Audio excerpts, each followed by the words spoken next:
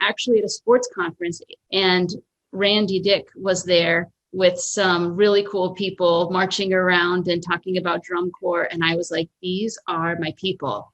This is what I did not realize that this existed, but it just felt like home. And he told me about the Performing Arts and Medicine Association.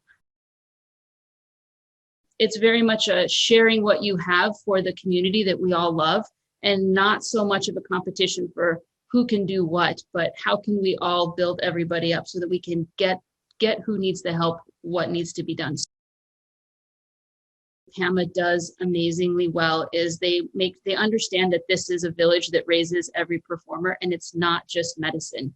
It is also the people who are teaching them the technique and how to practice and how to get their mind around things. And that happens even before they get injured or they need to see a physician. So I think that's really important. And I love that we all get to interact together, and we all get to listen to the same lectures, but take different things away from it.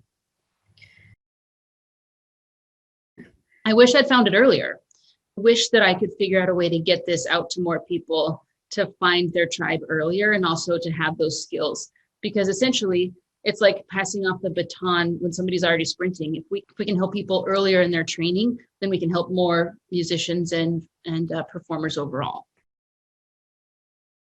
Like one line answer that I give to that typically is that like as an athlete, they just have to get a job done. They have to get to the end of the line faster, or they have to get the ball more times through a net. But a performer has to do a very athletic movement beautifully and have it sound good or look good or feel good. And that's the difference.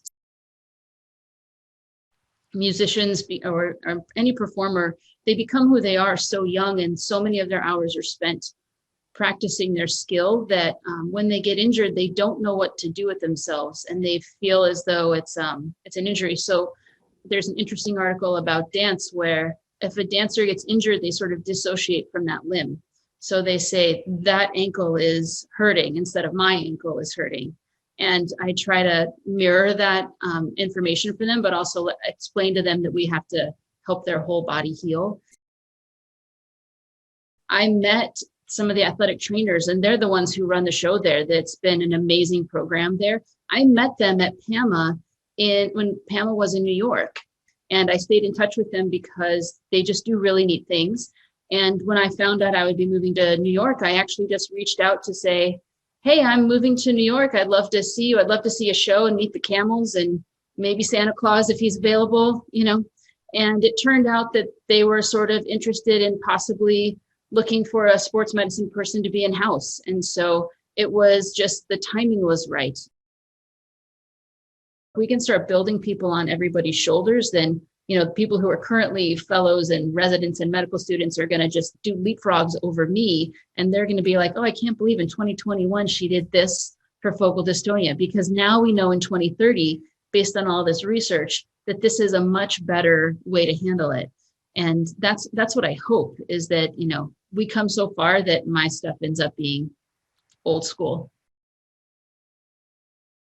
I find things like this very inspiring. I mean, I'm just loving looking at your faces, and I've missed this. I missed not having PAMA this year. So this, I mean, I love that you guys are doing these webinars, because this feeds me. And I don't know about you guys, but when we talk to other people who are just as passionate, it just makes me excited to do it again. Even though I am sort of in my own little clinic most days, I mean, we're all together for the rest of the time.